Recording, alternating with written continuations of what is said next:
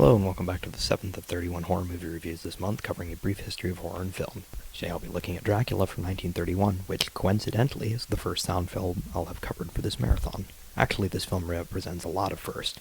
First of a string of sound horror films at Universal, all of which are now iconic in their own right, first legal adaptation of the original novel, and first American horror film to have purely supernatural premise. Plus, you have Bela Lugosi in his most iconic role. His portrayal of Dracula is the blueprint for every performance after 1931, and that's not to say he's the only one doing a good job.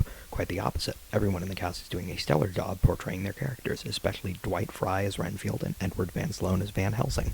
One of the great things about this film is that since it was the first sound horror film made by Universal, there are lots of these long stretches of silence in the movie, which really helps the movie's atmosphere. Actually, I'd say the atmosphere is one of the best things about the movie.